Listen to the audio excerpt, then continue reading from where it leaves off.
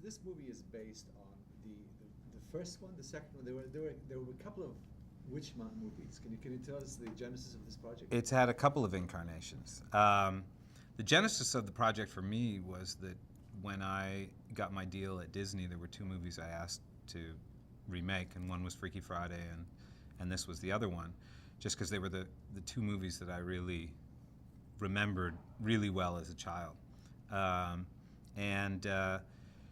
And so that was sort of the initial genesis of it, and but it's taken many different turns along, the past, 5 years to get us to the point where we are today.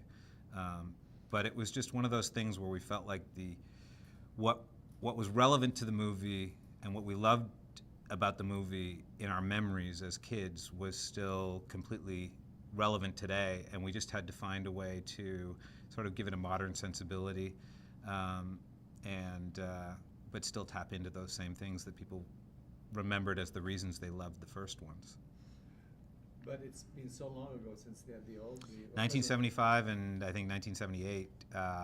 And so what we did with this version was, instead of just saying we were going to remake the original movie, we sort of went from the standpoint of what if those movies had actually happened 25, 30 years ago.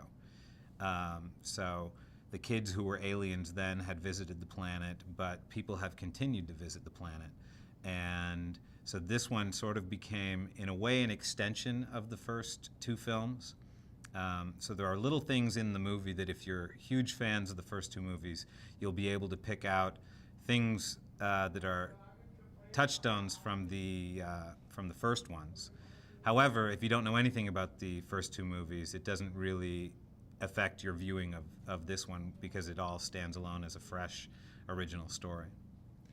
Was Dwayne on your? Was he on your Originally, the genesis of the story, it was always the kid's point of view, and that's what just wasn't working for us. And then we all of a sudden said, what if we flip everything and we tell it from an outsider's point of view? And at that moment, we realized we had a better story to tell. And at the same time we were doing that, Dwayne was doing the game plan, and he's one of the most charismatic, electrifying kind of performers with this instant charisma.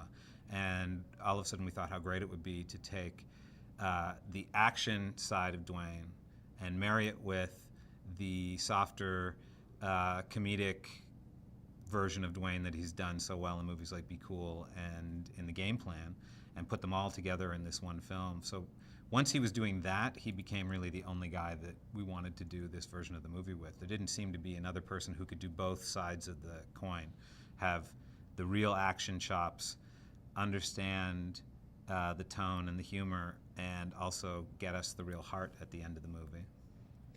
So what makes this a Disney film? Well, from a story standpoint, I think what makes it a great Disney film is I think that it's a film for anyone from the age of 6 or 7 up to 70. And I think the great Disney films are the ones that really can cross through all those different generations, and there's something for everybody to enjoy in it. What's great for a kid in this movie is that there's a real sense of wish fulfillment and empowerment with Seth and Sarah, these two kids who are really sort of like superheroes in the powers they possess. And yet, if you're over the age of 16, there's the whole element of Dwayne and the government conspiracy and the action, which can draw you in as well. So I think for the best sense of a Disney film, which is a film for the entire family, we hit all the different beats that we can, so we can try to accomplish that goal.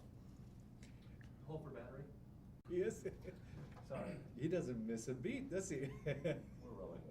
Okay. So has Andy Fickman been on board from the very beginning with you? No. Andy came in as he was finishing post on the Game Plan. And Andy and I, our paths have crossed in the past in sort of very strange ways. When I came out to California to go to college, he was running Bette Midler's production company, and I had an interview with him just to meet somebody in the entertainment business. And so he was sort of a big executive that I met, and then our paths crossed again because my wife was on his team of agents when he was doing Reefer Madness, the musical, and so I've always known about him and vaguely known him. But then when he was doing the game plan for Disney and he was in post-production, our executive on the project, Brigham Taylor, said, I was having a conversation with Andy Fickman, and it turns out he's obsessed with Witch Mountain and even further obsessed with UFOs. And so I had one real meeting with Andy to talk about this project specifically, and from the end of that meeting we knew that there was, and we've said many times through production, there is no director who could really have pulled this movie off the way that it's coming together other than Andy. But it was a strange twist of fate that he happened to be at Disney at the same time we had finished the script, changing the story, and all the elements came together so well, and that he had the relationship with Dwayne, and we were able to bring it all together on this movie. It was a really lucky thing. It's rare that a movie, that's what you hope for, is to have all the elements come together in a perfect kismet, and on this one it actually happened. How hands-on of a producer are you? Am I?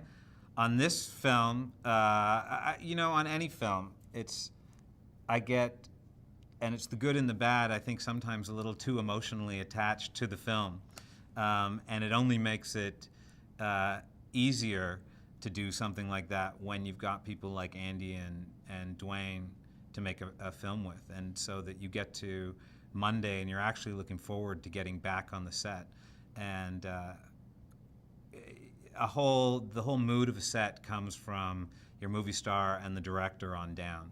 And when they show that they want to work hard but also have a great time and keep things light and keep a real family atmosphere on the set, it spreads throughout the crew. And I think people work harder and they get really invested in the film. Everybody from a PA to a gaffer to the cinematographer all feel like they actually are personally invested in the film. And there's been nothing better actually than spending as much time as I have with these two guys and this entire crew on this film. It's been a really special experience. It's a pretty big production. It's a It huge is. undertaking. What are some of the challenges with a movie like this? Well, I think we have crammed as big a movie as possible into the schedule and the budget that we were allowed. And we've been really lucky. Our cinematographer, we couldn't have made this film without him because he works so fast. He has a shorthand with Andy because they've done 2 movies together. And so we don't have to spend a lot of time waiting for lighting setups. But it's been a big logistical challenge. Not only are our sets huge, and we have a 45-foot spaceship that we built inside what's supposed to be the interior of Witch Mountain, which is the equivalent of the NORAD facility in Cheyenne Mountain. And so we have these massive sets, a lot of action. We've been through 15 taxi cabs on the film that have been wrecked, 9 Chevy Avalanches, and but I think when everybody has a clear goal of what the movie's supposed to be, you can approach all those challenges in a much more secure, confident way, because everybody had a clear plan of how the movie was supposed to work, what it was supposed to look like in the end, that by the time we showed up on the sets, they were exactly as we had envisioned them. And we'd spent so much time with Dwayne and Carla and the kids talking about the scenes and talking about the characters and the emotions that the making of it actually was the easy part. It was the planning and the design and finding locations, and we've been all over Southern California in different locations to match Nevada. Then we have to go to Las Vegas for 2 weeks to get our Las Vegas portion. But it's really one of the much more involved projects that I've ever had to do. Can you talk to us about the casting of the kids? Mm-hmm. We sort of want to do a feature on the kids for international. So Mhm. can you tell us how you found each one and why? Anna Sophia Robb, I had met, and we were talking about this yesterday, that it was probably 3 years ago, and she had just finished Charlie and the Chocolate Factory, and I had seen Because of Winn-Dixie that she had done, and we just had a general meeting, and I was immediately taken by how mature she was, and yet still a kid, and fun, and sort of charming. And I always knew that I wanted to do something with her, and always in the back of my mind I was thinking she would be great for this film if we ever really got it to the place that it could really work.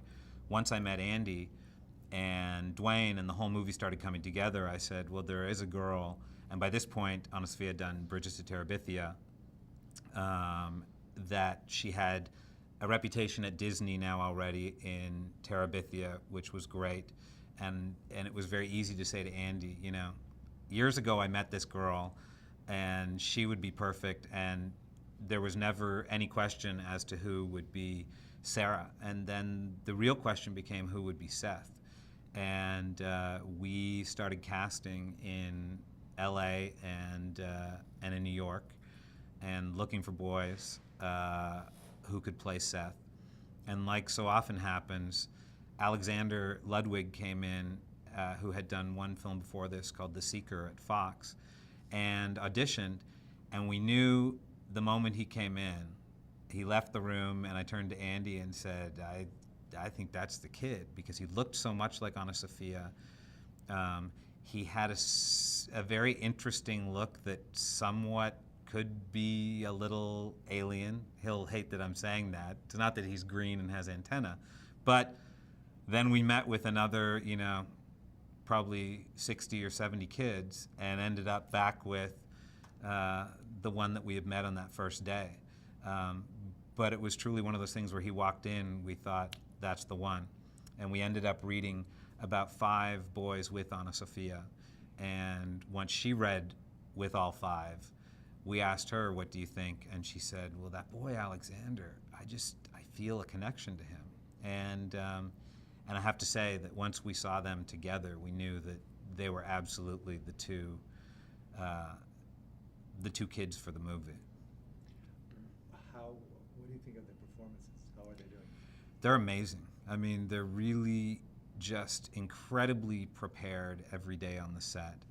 I think Anna Sophia, as she's shown in her other films, is one of the most talented 14-year-old actors working at all anywhere today, and is going to have a massive career. And Alexander has really come in as the one of the whole cast with the least amount of experience, and has really just shown everybody that he can really meet them on their game. There hasn't been any intimidation, I think, for him, and from the moment that we did their screen tests, word came back from Oren Aviv, who's the president of the studio, saying, this kid's a movie star. And so every day they just continue to amaze us with the nuances that they pick up, or the looks that they give each other, or the performances that they give Dwayne. It's been really fantastic to watch them work. I think that you'll be seeing a lot more of them after this. Do we leave off somewhere where we can pick up again? Oh, yes. We're always very mindful, but we don't want to jinx ourselves. But Andy's I think Andy's titled the sequel Battle for Witch Mountain. But we definitely leave off at a point where there is more to come. We've set up a great adversarial relationship between Dwayne and Kieran Hines, who is our government baddie, as he calls himself. And by the end of the film, you really get the sense that there are 2 equally matched opponents who will be meeting again, and the kids, leave our planet, but with the definite message that they'll be back.